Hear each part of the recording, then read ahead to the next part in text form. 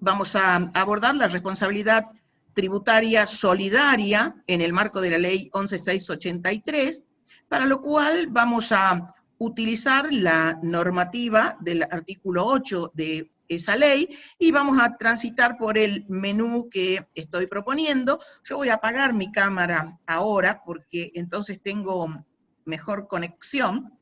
Permiso.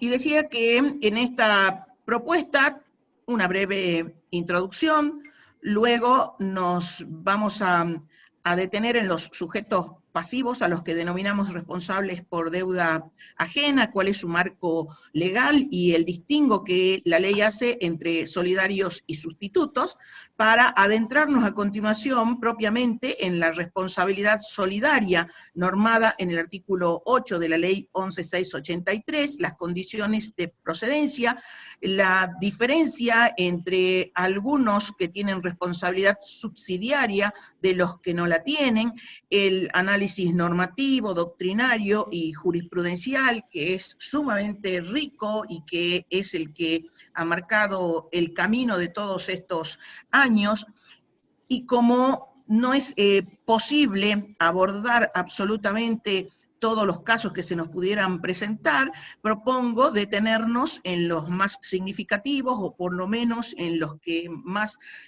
trabajo nos han suministrado en la práctica, cuáles son los administradores vistos en términos generales, los síndicos de los concursos y las quiebras, los terceros y los agentes de retención y percepción.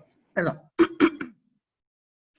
Tenemos que complementar con algunos aspectos que no surgen propiamente de la 11683, sino que están en el derecho privado de fondo, como por ejemplo el resarcimiento. Si nos queda algún margen, también vamos a referirnos a los efectos, y si así no fuera, igualmente va a quedar el material de manera resumida, un pequeño tránsito por las sanciones, porque en verdad este sería un apartado para tomar de manera exclusiva, y las conclusiones que podemos elaborarlas en conjunto.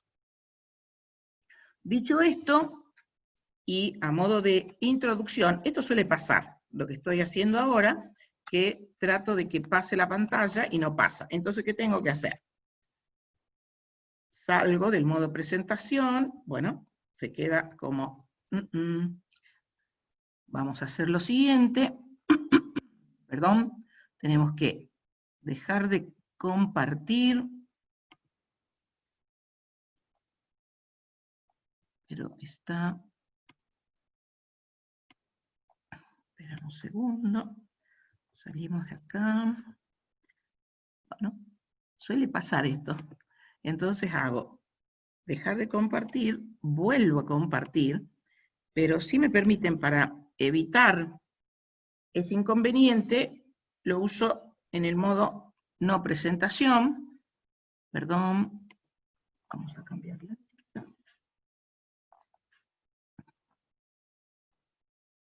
Bueno, no, está en esta. Un segundo, paciencia. No hay problema, Chinga, son situaciones normales de este tipo de presentaciones. Sí, ya estamos, no digo que acostumbrados, vamos aprendiendo. Entonces ya sé que cuando esto sucede, tengo que salir del modo presentación y trabajar con el modo normal. Por eso también es que apago la cámara.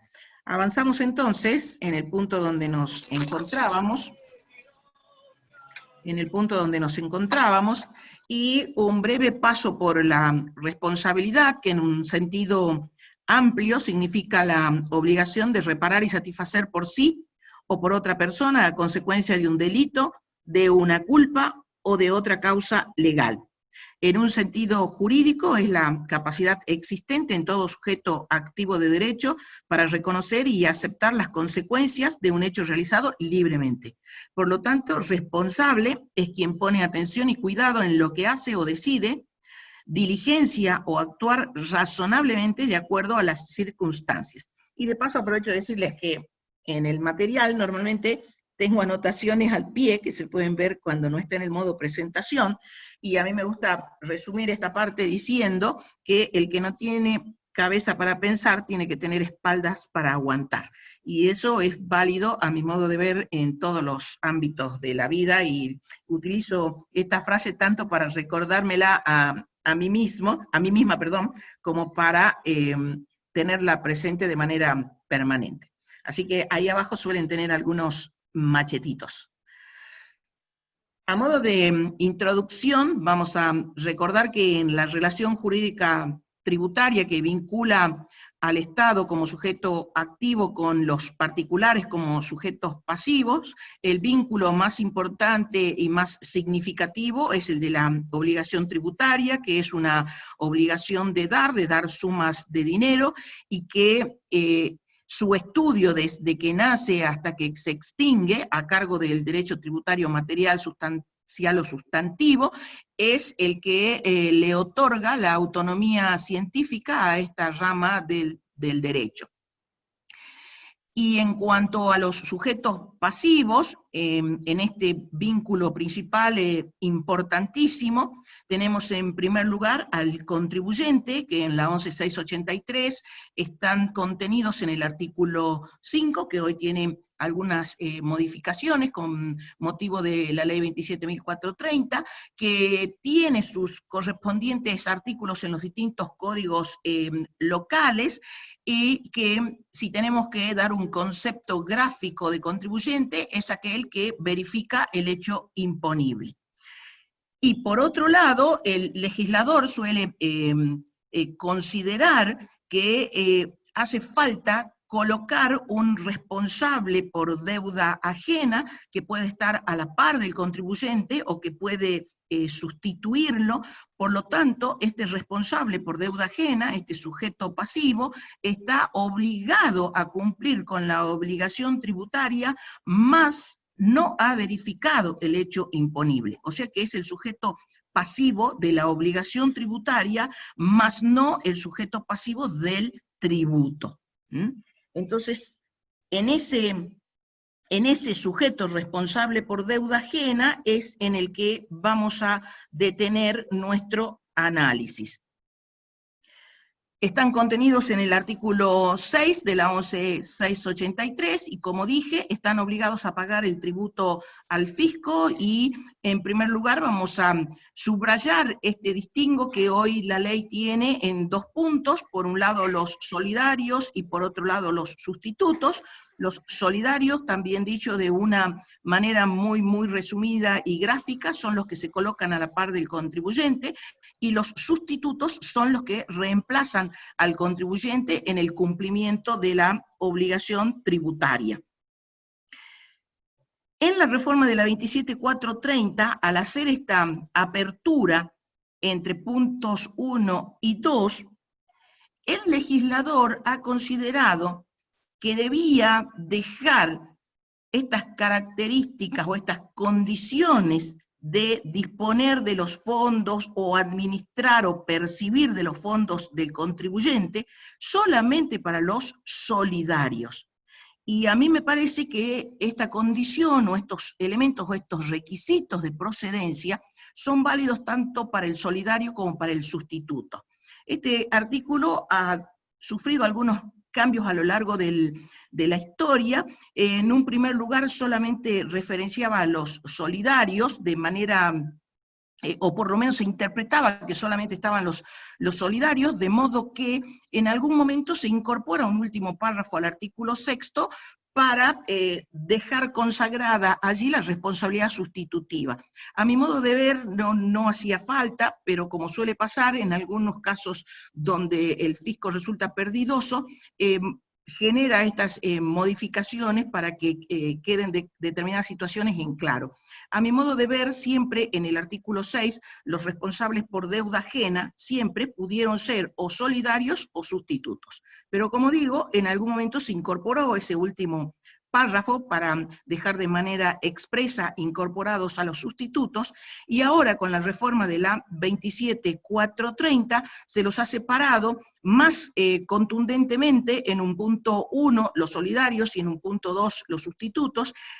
Insisto, por si no hubiera quedado claro, que solamente para el punto 1 el legislador ha considerado del caso decir que el solidario lo es con los fondos que administra, percibe o dispone del contribuyente. Y a mí me parece que la conceptualización de fondo de ambos sujetos es que tienen que tener contacto con, por así decirlo, con la platita del contribuyente, porque de otro modo no pueden dar cumplimiento a la obligación, independientemente que, como vamos a ver un poco más adelante, si el tiempo nos alcanza, el resarcimiento puede ser anterior o posterior. Y esto ha quedado claro a lo largo de la rica jurisprudencia a la que podemos echar mano.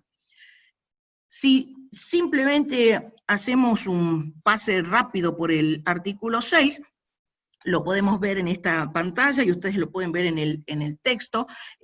A mí me gusta siempre tener el texto a mano, de hecho ya este lo tengo bastante ultrajado, para dejar subrayado o resaltado estos aspectos que acabo de mencionar. Están obligados a pagar el tributo al fisco, bajo pena de las sanciones previstas en esta ley, y en el punto 1, con los recursos que administran, perciben o disponen, como responsables del cumplimiento de la deuda de sus, y luego tiene toda una apertura, que allí podemos leer del contribuyente,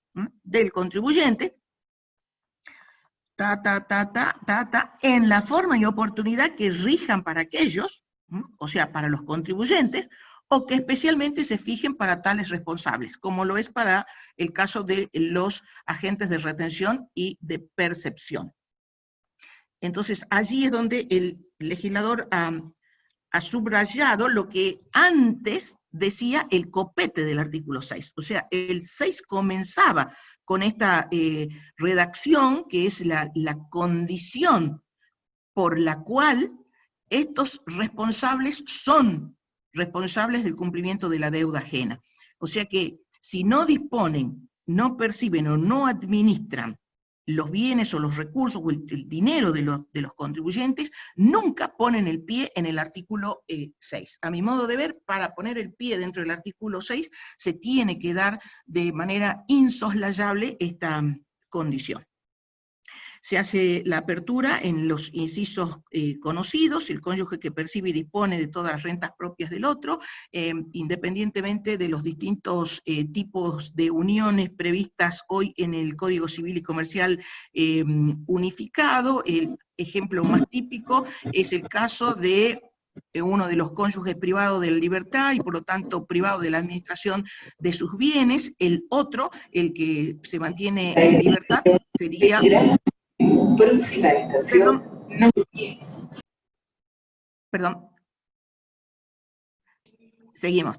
Decía que es el otro, el que se mantiene en libertad, el que hace las veces o es el responsable por el cumplimiento de la deuda ajena.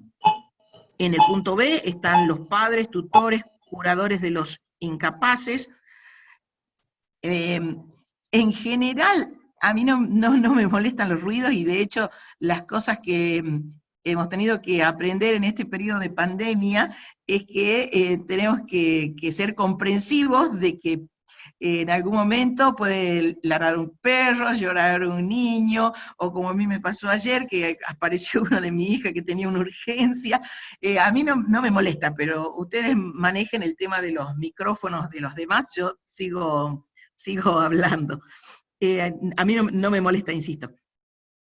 Decía entonces que en el inciso B están los padres, tutores, curadores de los incapaces y personas de apoyo de las personas con capacidad restringida, en este último caso, cuando sus funciones comprendan el cumplimiento de obligaciones tributarias. Esta última parte que está en cursiva es la que se adaptó con la reforma de la 27430, me parece que queda claro, adhiero perfectamente a la redacción, y solamente decir que respecto de los padres, que en el actual Código Civil y Comercial unificado ya no tienen la potestad sobre los hijos, sino que le administran los bienes, siguen siendo responsables por el cumplimiento de la deuda ajena, pero ya no bajo la patria potestad, sino administrando los bienes de los menores. De hecho, esto ha implicado la reforma en la ley del impuesto a las ganancias, que me parece correcta y adhiero, y se eliminó del impuesto a las ganancias toda referencia al tratamiento de los menores, porque ahora son contribuyentes por sí, pero tributan bajo la responsabilidad por deuda ajena que ejercen sus padres. En cambio, hay otras normas que todavía no se han modificado y que se irán adaptando, como la del impuesto sobre los bienes personales, pero la inteligencia que debe dársele a la luz del nuevo Código Civil me parece que es esta que acabo de transmitir. En el inciso C, los síndicos y liquidadores de las quiebras, ello así porque en el caso de las quiebras el quebrado pierde la administración de sus bienes y entonces necesita de un responsable por deuda ajena. Y otro tanto para los representantes de las sociedades que se encuentran en liquidación, y también hay una pequeña reforma, pero en el fondo significa lo mismo que ya comprendíamos con anterioridad, y refiere a quienes ejerzan la administración de las sucesiones, y a falta de estos últimos, el cónyuge supérstite y los herederos. En general, en los juicios sucesorios, donde no hay mayores complicaciones, lo será el cónyuge supérstite, y allí una sutileza, en verdad, mientras se transita por el juicio sucesorio, hasta que no se produce la declaratoria de herederos, no son tales, así que allí tenemos que entender los supuestos herederos.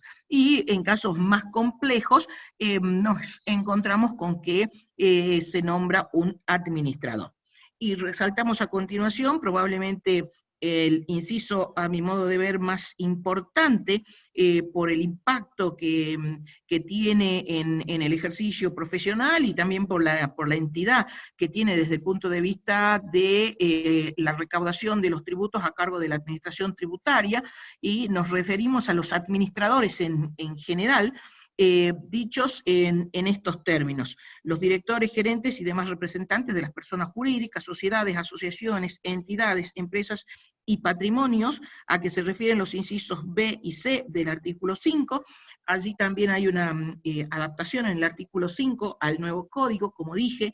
En el inciso B están aquellos que son sujetos de derecho, y en el inciso C los que no son sujetos de derecho, pero que la autonomía científica del derecho tributario material permite que el legislador los llame a contribuir, y por eso es que están nominados en el artículo 5, y bueno, acá en el artículo 6, los responsables por deuda ajena, que genéricamente son los administradores. Y en el inciso seguimos con los administradores, en este caso los de determinados patrimonios, incluidos los fiduciarios y las sociedades gerentes o administradoras de fideicomisos y fondos comunes de inversión. A este tema en particular se va a referir a continuación de mi exposición, o no sé si en este momento, Gilberto, como te parezca apropiado. Es un tema que es del dominio de Gilberto, y yo participo de algunos de sus conceptos en particular, que no están bien nominados como sujetos en las distintas normas de los tributos nacionales, y con bastantes falencias también en los códigos locales. Si bien es cierto, las administraciones tributarias avanzan y avanzan, pero creo que es un tema que amerita seguirlo estudiando en profundidad y puntualizando, donde pensamos que estas falencias existen. Tema al que... Una nota al pie, si me permitís, Hermosilda, para no distraer a los docentes de tu atención. Creo que esto no hace más que demostrar la dispersión conceptual que hay con respecto a la figura del fideicomiso a ser un instituto jurídico relativamente nuevo en nuestro derecho. Ya el Código Civil, a ver, dejó de lado cualquier tipo de duda en el artículo 1704 al disponer que el fiduciario es el dueño de los bienes que se transfieren en propiedad fiduciaria. Entonces, siendo el Código Civil la disposición de fondo que trata la naturaleza jurídica misma del Instituto Jurídico Fideicomiso, mal puede una norma de procedimiento tributario darle, en contraposición a la normativa que rige el fondo, el carácter responsable de deuda ajena. Como lo hacen también, hay dos dictámenes para aquellos que están en la materia sobre fideicomiso, construcción del costo. Está el hierro en la confusión conceptual que con respecto al patrimonio fiduciario, que los dictámenes 16 y 18 del 2008 toman el patrimonio fiduciario como si fuera un patrimonio autónomo, diciendo que la extinción del contrato de fideicomiso, el que transfiere la propiedad, no es el fiduciario, sino es el patrimonio, es un tercero ajeno a la relación jurídica primigenia, lo cual es un yerro y una aberración dislate jurídico, en tanto en nuestro derecho civil no existen patrimonios autónomos, todo bien es atribuible subjetivamente a una persona. El único país de América que ve el patrimonio como fiduciario como patrimonio autónomo es la Ley de Mercados de Ecuador y el Código Civil de Quebec, que específicamente disponen que el fiduciario es un administrador. En nuestro derecho, el fiduciario es dueño de los bienes que se transfieren en propiedad fiduciaria. Tiene el dominio imperfecto, el dominio fiduciario, que no por ser fiduciario implica ser un menor dominio, sino que está sujeto a condición y plazo específicamente. Con lo cual la norma yerra en su interpretación, y acá la autonomía del derecho tributario tiene un margen de maniobra que es precisamente no violentar otras normas que son las que hacen de base al derecho en sí, en este caso el Código Civil, en lo que determina conceptos que son considerados de orden público específicamente. Únicamente esa aclaración que no hace más que hacer hincapié, como te comentaba, en esta hierro conceptual que todavía subyace en nuestra comunidad. Ustedes saben que mi tesis doctoral fue sobre fideicomiso, con lo cual tuve que hacer un trabajo de campo, y el trabajo de campo hizo relevar a 500 profesionales de las ciencias económicas, derecho y ejecutivos de empresa. Solamente el 7% respondió correctamente en lo que hace a institutos que son tipificantes del contrato de fideicomiso. Y para terminar, la confusión es tal que nosotros no decimos, y siempre yo doy este ejemplo, la compraventa compra o la donación dona. Sin embargo, sí decimos el fideicomiso compra. El hecho que el derecho tributario le haya asignado al patrimonio fiduciario un quit, que el mismo derecho de fondo le otorga el carácter de patrimonio separado, pero como titularidad del fiduciario, a los fines fiscales, precisamente para diferenciar las actividades económicas del fiduciario como titular de ese patrimonio separado, al fiduciario como sujeto responsable de las actividades que realiza como actividad propia, no importa trasladarlo al campo del derecho civil o del derecho societario y darle al patrimonio fiduciario el carácter de persona jurídica, como si fuera un ente separado, autónomo del fiduciario como dueño. Únicamente comentar eso como nota al pie. Lo dejo en... Muchas gracias, Gilberto. Yo puse resumido también lo que vos me habías mandado en pocas palabras, está también ahí al pie de esta pantalla. Y en términos generales, en este inciso, el legislador termina refiriéndose a los mandatarios con facultad de percibir dinero y en la misma línea de lo que venimos diciendo respecto de que tiene que poder cumplir con la obligación tributaria responsable por deuda ajena. En el inciso F, también de significativa importancia por distintas motivaciones, los agentes de retención y de percepción de los tributos. Una de ellas es porque las administraciones tributarias de los distintos niveles están basando desde hace muchísimo tiempo buena parte de su recaudación en estos agentes de retención y de percepción. Y porque, como vamos a ver y vamos a recordar, debe cumplirse con el principio constitucional de legalidad, que más que un principio es la forma en que exterioriza su poder tributario o su poder de imperio el Estado, y estando dentro del derecho tributario material en los aspectos sustantivos del vínculo que habíamos mencionado, se debiera cumplir estrictamente con este principio de legalidad, y sabemos que en la ley 11.683, a través del artículo 22, si no recuerdo mal, se delegan determinadas cuestiones de los agentes de retención y de percepción en manos de la AFIP, que por razones prácticas uno podría entenderlo, pero por cuestiones de fondo es absolutamente criticable. Y en el punto 2, como ya lo habíamos mencionado varias veces, los responsables sustitutos en la forma y oportunidad que se fijen para tales responsables en las leyes respectivas. Eso probablemente mereciera una charla por aparte. Cuando nos tenemos que detener en la procedencia de la responsabilidad solidaria, decimos que este responsable solidario se encuentra a la par del contribuyente, que va a responder con sus bienes propios bajo determinadas circunstancias, o sea, no siempre, sino como vamos a ir puntualizando un poquito más adelante, y a la vez solidariamente con otros responsables solidarios. Y en tal sentido, recordamos el Código Civil y Comercial Unificado en su artículo 827, que al referirse a la solidaridad nos indica que es cuando existe pluralidad de sujetos ante una obligación con una misma causa, y su cumplimiento se puede exigir a cualquiera de los deudores por cualquiera de los acreedores. En este caso, el acreedor es el Estado, pero el resto de los solidarios están a la par del contribuyente, o sea que están todos en la misma línea de largada, por decirlo de alguna manera.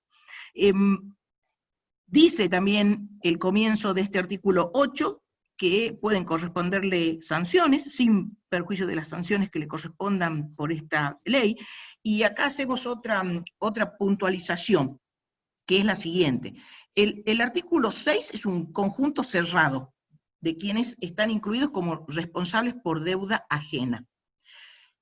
Pero el 8 ha incorporado otros que, no estando en el artículo 6, el legislador les da el rango de solidario, o los ha elevado a esta condición, o les asignó esta responsabilidad solidaria. Entonces, el 8 es más amplio que el 6. Por ejemplo, en el 8 encontramos los terceros, que no tienen absolutamente nada que ver en el vínculo sustancial entre el contribuyente y el Estado. Sin embargo, bajo determinadas circunstancias que vamos a recordar, los terceros son llamados a ser solidarios por este artículo 8. Entonces acá simplemente dejamos planteado un tema que merecería todo un tratamiento por aparte, cuando decimos que al referirse a los obligados en determinados tipos penales de la 27.430, por ejemplo, en la evasión simple, son los obligados, en este caso el sujeto activo del delito, allí debemos entender por obligado solo a los contribuyentes y responsables por deuda ajena, o sea, solo a los del artículo 5 y a los del artículo 6. No así a los demás que pudieran estar en el artículo 8, como mencioné, los terceros. Como digo, esto podría ser tratado totalmente por aparte, creo que amerita una conversación al respecto. Entonces, ello así, porque en el artículo 8, insisto, están algunos otros más que no están en el 6, como por ejemplo los terceros, que acabo de mencionar, y también el síndico del concurso. Síndico de concurso no es responsable por deuda ajena, sin embargo se le asigna esta responsabilidad solidaria. Y también dijimos que íbamos a distinguir entre algunos que tienen una responsabilidad subsidiaria de los que no la tienen. Los que tienen responsabilidad subsidiaria son los del inciso A, los del inciso E y los del inciso G.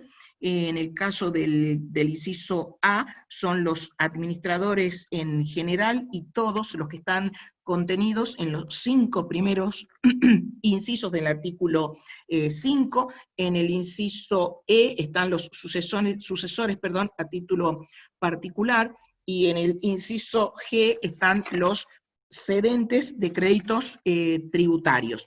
Respecto de estos últimos, antes y ahora, esa subsidiariedad estaba dada porque se requería la intimación administrativa de pago. La 27430 lo que hizo es agregarle ahora un plazo de 15 días. Lo menciono acá porque no voy a volver sobre este tema.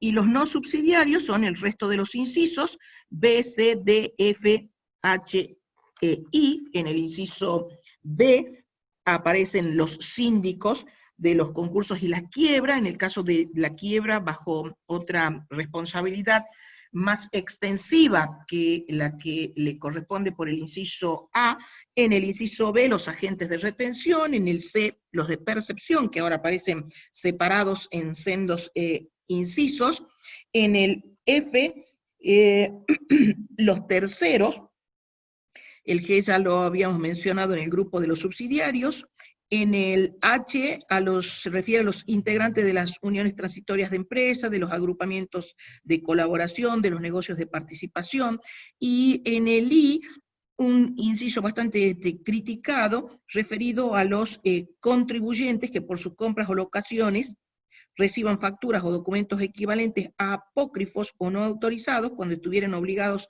a constatar su adecuación. Y vamos a ver por qué decimos que es criticable este inciso. Si tenemos que hacer un resumen de las características o las condiciones de procedencia de la responsabilidad solidaria por deuda ajena, lo tenemos en el siguiente cuadro y decimos que es legal, que solamente surge de la ley, se trata, insisto, de derecho tributario material o sustantivo y solamente es fuente la ley en sentido estricto. Y ya hicimos la crítica respectiva de la delegación que tiene el artículo 22 referido a los agentes de retención y de percepción. Es excepcional porque se requiere que primero el cumplimiento por parte del contribuyente, o sea, lo que se busca es que el que cumpla es el contribuyente, así como lo que se busca o el objetivo es que el cumplimiento sea voluntario, ese cumplimiento a la vez tiene que ser el cumplimiento a cargo del contribuyente. Esta vía tiene que ser una vía excepcional. Subsidiaria o no, según lo que ya habíamos indicado anteriormente, es subjetiva, lo que queda resaltado en varios tramos del artículo 8, o sea que no es de mera configuración objetiva, sino que se requiere de la actuación subjetiva del supuesto solidario, para lo cual se le debe dar el debido derecho de defensa una vez que se le atribuye esta responsabilidad. Es limitada ¿a qué? A los recursos del contribuyente, en los términos que lo expresé anteriormente, otorga la posibilidad de resarcimiento, sí, ya lo dijimos, y esta no es una norma que esté contemplada tributariamente, sino que debemos ir a las normas del derecho privado, en este caso en el Código Civil. Es sancionatoria, pero no de naturaleza penal. ¿Por qué? Porque lo es por el incumplimiento de los deberes que tiene a su cargo, cuál es de cumplir como debiera cumplir el contribuyente. No es automática porque requiere de un procedimiento de determinación, pero allí surgen algunas dudas con la reforma de la 27430, como vamos a ver un poquito más adelante. Es accesoria porque está dependiendo de que cumpla o no cumpla el principal, que es el contribuyente. También requiere de la prueba del incumplimiento por parte del fisco, por ejemplo, en casos de jurisprudencia donde el fisco tuvo que demostrar quién era el administrador que estaba a cargo en el momento del supuesto incumplimiento. Y opera como una garantía del crédito tributario. Esto dicho muy rápidamente y de manera resumida. Si nos adentramos en las reformas que introdujo la 27430, en este caso en los incisos A y E, en un tema que a mi modo de ver no está del todo resuelto y que ha generado bastante incertidumbre en quienes pueden a quienes se les puede atribuir esta responsabilidad. El artículo 8 en estos incisos han sido modificados y en los términos que vamos a ver a continuación. Decimos entonces que se modifican los incisos A y el inciso E. Ya habíamos dicho que el inciso A contiene a todos los que están en el inciso A hasta el inciso E del punto 1 del artículo 6, esto es un trabalengua, y en el inciso E están los sucesores a título particular. ¿Qué se modificó? La exigencia de que el fisco debe llevar adelante el procedimiento de determinación de oficio al contribuyente, antes de hacer la atribución de solidaridad a estos responsables. ¿Por qué decimos esto, que esta modificación, dónde ha quedado plasmada o en qué términos? Cuando el texto de la ley dice, si los contribuyentes no regularizan su situación fiscal dentro de los 15 días de la intimación administrativa de pago, hasta ahí no tenemos ninguna reforma, pero ahora viene lo importante, ya sea que se trate o no de un procedimiento de determinación de oficio. Antes refería solamente a la intimación administrativa de pago, y la rica jurisprudencia que tenemos había interpretado allí, y obviamente que compartimos esa interpretación, que refería a que el fisco debía llevar adelante el procedimiento de determinación de oficio. Y este es uno de los aspectos que a mi modo de ver tenemos que criticar a los legisladores, porque los textos que ya están sedimentados por la jurisprudencia, incluso con interpretación del máximo tribunal, y que al menos en esos aspectos podemos contar con seguridad jurídica, pues bien, viene alguien y piensa que hay que reformar, y entonces reforman, y otra vez volvemos a estas dosis de inseguridad a las que nos tienen acostumbrados. A mi modo de ver, lo que está interpretado válidamente, que ya tiene un tiempo de interpretación, incluso con cambios en la Corte, la interpretación siempre ha sido la misma. ¿Qué necesidad de hacer estos cambios, salvo que obviamente tengan un objetivo más concreto? Entonces ahora dice, ya sea que se trate o no de un procedimiento de determinación de oficio, obviamente tratando de ir en un sentido distinto al que nos ha marcado la jurisprudencia. Entonces, si tenemos que detenernos en la intimación administrativa de pago, tenemos tres casos. El del artículo 16, referido concretamente a la determinación de oficio, que allí pensamos que es al caso que debiera referirse, que siempre debiera existir la determinación de oficio tanto en cabeza del contribuyente como luego para aplicar la responsabilidad o hacer válida la responsabilidad. Tenemos otro caso en el artículo 14, cuando tenemos cómputos de conceptos improcedentes en la liquidación del impuesto, no en la determinación, sino en la liquidación. Por ejemplo, computar retenciones indebidas, anticipos indebidos. Y el último caso que se presenta es cuando se ha presentado la declaración jurada y no se ha pagado. Sabemos que acá está habilitada la vía del juicio de ejecución fiscal, pero el fisco suele hacer una intimación vía electrónica al domicilio electrónico del contribuyente, lo intima, y si no cumple, paso siguiente lo ejecuta en los términos del artículo 92. Acá se me corrió esta flechita porque en verdad esta, perdón, de paso que respiro un poco, esta tendría que ir acá, con el artículo 14. Entonces, hasta esta reforma que está vigente desde el 30 de diciembre del año 2017, se necesitaba de determinación de oficio, tanto para el contribuyente como para el supuesto solidario, ha sufrido esta modificación, y acá es donde tenemos que detenernos, porque a mi modo de ver no está todo dicho. Seguramente necesitaremos de las expresiones de los jueces que nos van a ayudar con la interpretación, Porque hasta acá, decíamos, o hasta antes de la reforma, la herramienta para proteger el crédito fiscal siempre ha sido la ejecución fiscal. Entonces, ahora, ¿qué decimos? Que también se agrega vía la solidaridad, porque estaríamos salteando el paso de la determinación de oficio. El fisco puede optar, puede utilizar las dos herramientas, o hay una prelación.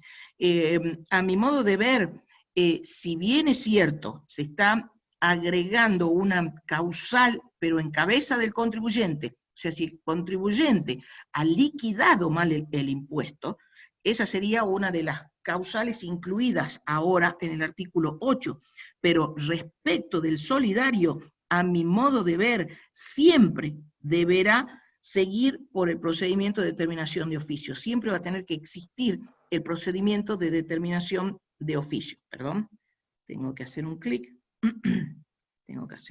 ¿dónde está el cursor? Bien, es pícaro, se esconde, como esto es táctil, a ver, ahí está, vamos a ver, ahí. ¿Por qué decimos esto? Porque mientras tanto, si nos llegamos por el artículo 17 de la determinación de oficio, allí vamos a encontrar que el quinto párrafo del artículo 17 no se modifica, y para hacer valer la responsabilidad solidaria es imprescindible la determinación de oficio en cabeza del supuesto solidario de los supuestos solidarios. Y el fundamento es que esta responsabilidad es subjetiva, por lo tanto es la determinación de oficio la que va a asegurar el debido derecho de defensa de ese supuesto solidario. Y porque, como debe ser a título de culpa o de dolo, esto solamente puede dilucidarse en un debido proceso, e insisto, donde el supuesto solidario tenga la posibilidad de defenderse con todo lo que eso implica. Otra de las reformas de la 27430 refiere a esta parte del inciso A. Anteriormente decía, no existirá esta responsabilidad personal y solidaria con respecto a quienes demuestren que sus representados, mandantes, etcétera, o sea, el contribuyente los ha colocado en la imposibilidad de cumplir correcta y oportunamente con sus deberes fiscales. O sea, esta era la tangente de salida. Ahora, a mi modo de ver, tiene una redacción mejor, justamente pivotando en la responsabilidad subjetiva, porque ahora el legislador lo redactó en los siguientes términos: no existirá esta responsabilidad personal y solidaria respecto de aquellos que demuestren debidamente que dicha responsabilidad no les es imputable subjetivamente.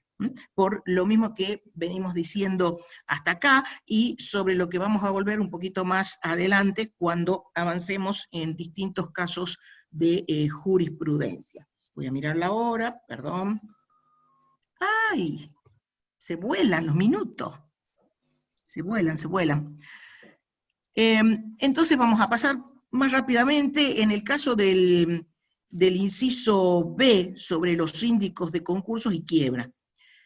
El síndico de la quiebra ya está como administrador de la quiebra, dicho de una manera así muy rápida, en el inciso A. Ahora, en el inciso B está no solamente el síndico de la quiebra, sino también el síndico del concurso, o sea que se le atribuye una responsabilidad solidaria. Y acá la crítica que se le hace, y con sustento en esta jurisprudencia que pueden ver en la pantalla, es que el síndico no está para custodiar los intereses del fisco, en este caso, sino que el síndico tiene deberes de fiscalización interna que refieren a la administración de la sociedad y al interés de los socios. Dice la Cámara que no se deriva de ellos un deber de preservar los intereses del fisco en el delito por una omisión impropia. Y en el mismo sentido tenemos esa causa que menciono renglones más abajo. Con relación a los agentes de retención y de percepción, se los ha separado en dos incisos. Sí me parece que la redacción está acertada de acuerdo a a la jurisprudencia, y acá cuando decimos de los agentes de retención y de percepción, que ambos pueden librarse de responsabilidad si acreditan que el contribuyente, que es el percibido o retenido, abonó el gravamen, en tal caso no va a existir esa responsabilidad solidaria. Pero acá recordamos casos importantísimos, como por ejemplo la causa San Juan del año 2015, donde el contribuyente transitó su defensa por otras motivaciones y no probó justamente lo que está dicho en la ley y que ya estaba dicho tantas veces en la jurisprudencia. O sea que pensamos que acá hubo capaz un hierro defensivo, pero tómenlo con pinzas porque uno tendría que estar en la causa para opinar con mayor propiedad. En el caso de que el tributo fuera retenido y percibido y no depositado, obviamente que se mantiene la figura de la responsabilidad, de la solidaridad, pero acá sí se libera al contribuyente porque el contribuyente ya ha visto extraída su porción de riqueza o la misma ha sido agregada en el servicio o en los bienes que ha pagado y por lo tanto el contribuyente ya ha cumplido por esta vía del agente de retención o de percepción. En cuanto a los terceros, la ley puntualiza que van a estar los facilitadores o los colaboradores que por culpa o dolo faciliten que la evasión del tributo, o sea que el contribuyente está incurso en un delito, pero para eso no solamente que tiene que existir la evasión, sino que se le tiene que haber aplicado la sanción correspondiente al deudor principal y se le tiene que haber formulado la denuncia penal en su contra. Ahora, es necesario o alcanza solamente con la denuncia penal o tenemos que seguir sustentando esta responsabilidad solidaria en lo que dijo la jurisprudencia. La causa tuvo como una de sus partes al contador Lavesari, fue resuelto por la Corte en el año 2014, y allí resaltamos este párrafo. La Corte dijo que resulta insoslayable la existencia de una resolución sancionatoria que haya juzgado la conducta del responsable por deuda propia, o sea, el contribuyente, y haya tenido por configurada una evasión del tributo, o sea que estamos hablando de un delito, y además para que exista evasión, la conducta del contribuyente tiene que ser dolosa. Además, la demostración de que el deudor principal incurrió en una infracción o un delito que pueda calificarse en esos términos, que es un presupuesto indispensable. ¿Para qué? Para que sobre la base de la resolución o de la sentencia que así lo haya establecido, o sea que el contribuyente ha sido un infractor o un delincuente, en base a eso recién se puede juzgar al tercero, en este caso el contador Lavesari, que en definitiva no ha sido condenado, pero tenía otros ingredientes la causa que vale la pena de leer. Y decía entonces que recién ahí se va a poder juzgar a este tercero que por culpa o dolo haya facilitado la maniobra evasiva. Pero es para tenerlo muy presente porque estamos viendo que justamente el encartado fue un contador público nacional. En el inciso I, respecto de la obligación de constatar que los comprobantes no sean apócrifos, nos preguntamos si hoy sigue siendo razonable cuando la tendencia en el mundo es hacer la determinación a través de la tecnología, y además que el fisco cuenta con una base de datos tan amplia que creo que al menos en Sudamérica debe ser la más completa. De todos modos, esto tiene que ir atado con otras normas y con otras responsabilidades, como el compliance y las normas antilavado. En las normas antilavado se nos decía, conozca a su cliente, pues a través del compliance se nos dice, conozca también a sus proveedores. Y también esto, obviamente, que amerita un tratamiento por aparte.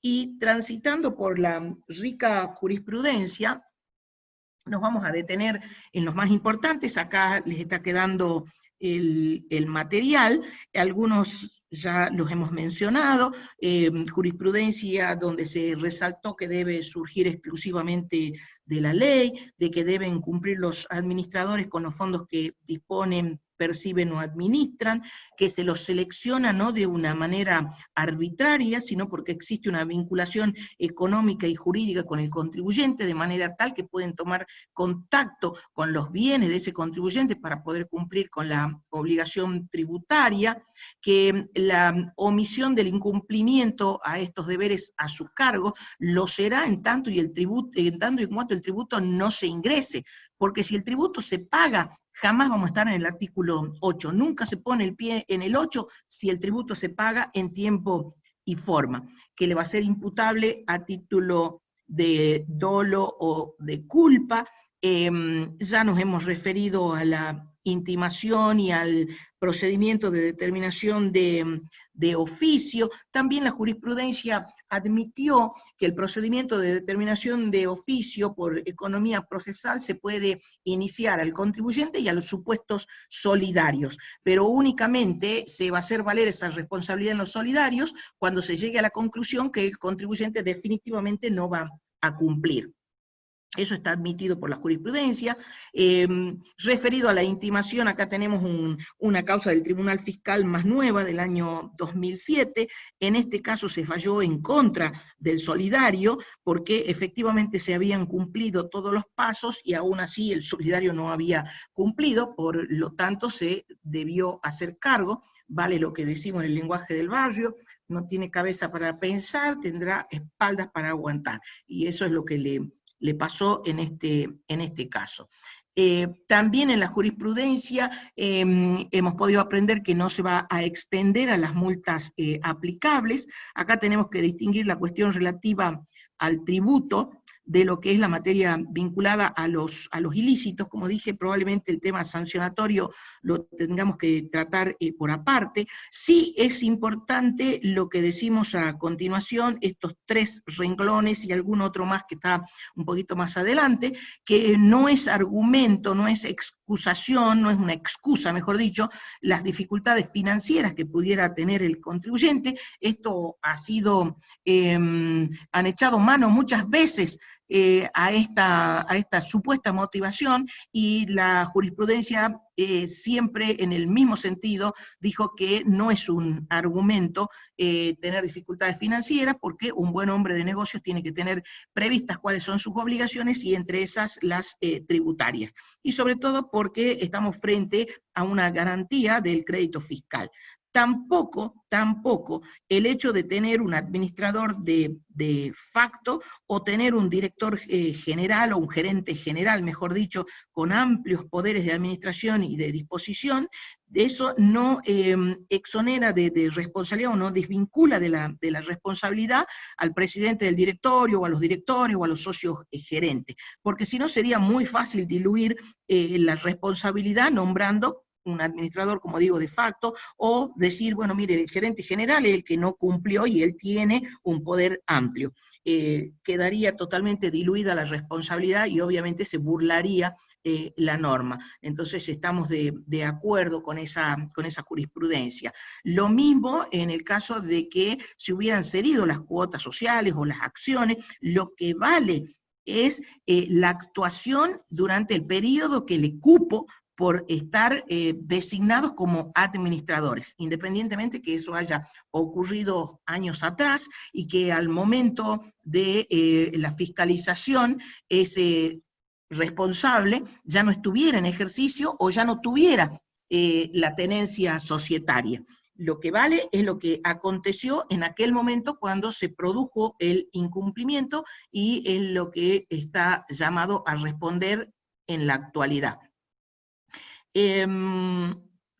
La eventual oposición respecto de los demás integrantes del órgano debe probarse. Por ejemplo, no estuve en esa decisión, en ese tiempo estuve designado en el exterior y no he tenido la posibilidad de tomar contacto opuesto con la decisión correspondiente, o como decimos aquí, en función de esa jurisprudencia, nos hemos opuesto o me he opuesto expresamente, lo que tiene que constar en las actas respectivas.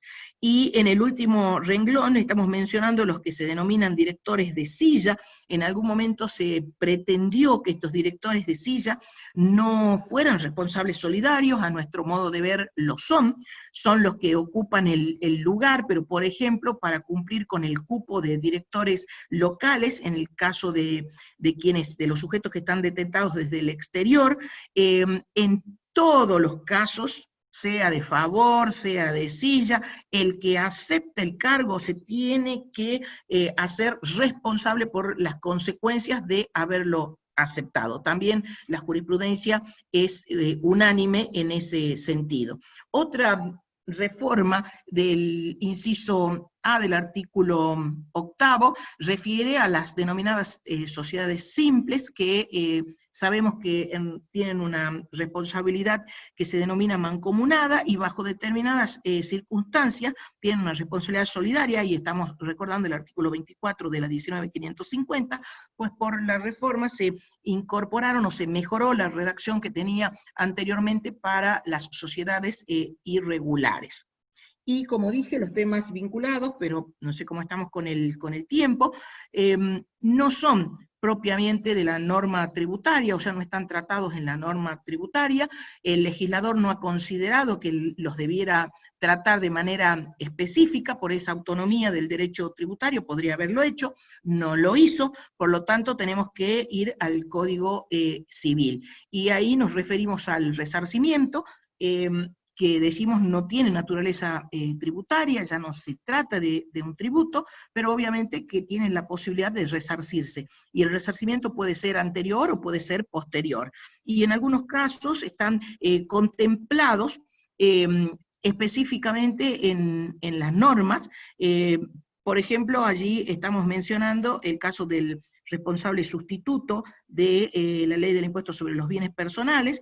Sustituto cuando referimos a las acciones y participaciones, la propia ley tiene contenida, la ley de bienes personales me refiero, que si en este caso el accionista no resarciera a la sociedad por el tributo por el cual lo ha sustituido, que sería el impuesto sobre los bienes personales, la sociedad, que es el sustituto, puede realizar la tenencia societaria, las acciones, las cuotas, las puede realizar para poder resarcirse de los pagos que ha realizado vía la sustitución. ¿Por qué? Porque lo dijo la jurisprudencia, no se busca que el solidario cumpla con su propio patrimonio, sino que tiene la posibilidad del reembolso o de resarcirse, lo que se hace atado a las normas del Código Civil. Y lo mismo con lo que refiere a los efectos.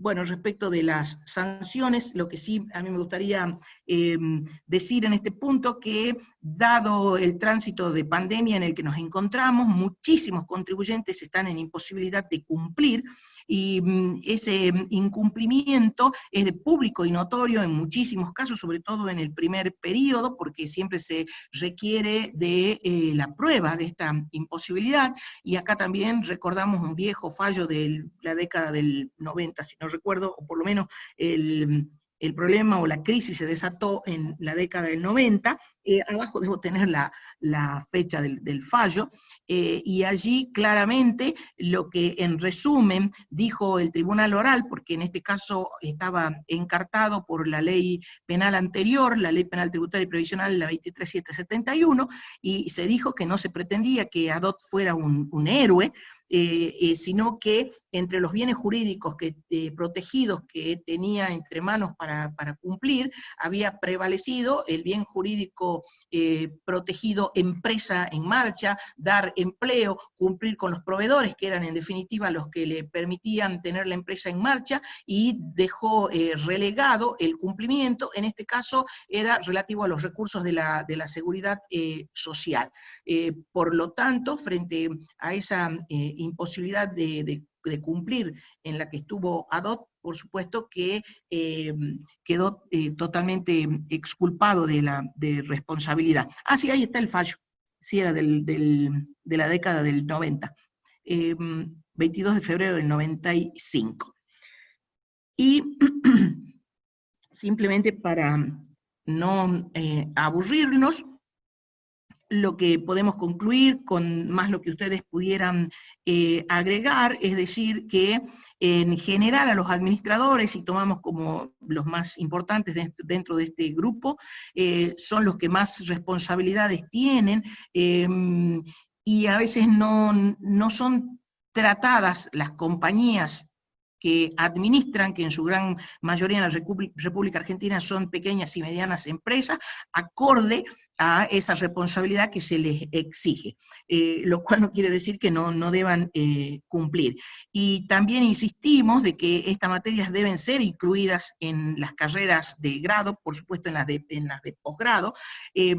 Hoy por hoy se está transitando la acreditación de la carrera de contador público y también la acreditación de la carrera de abogados, y estos son puntos vitales dentro de los planes de estudio.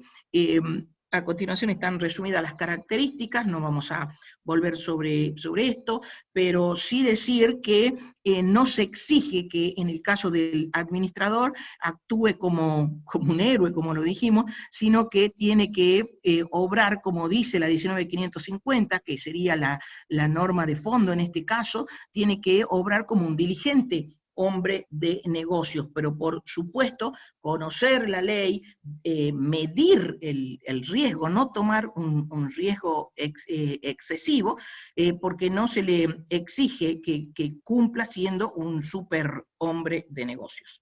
Y creo... terminamos.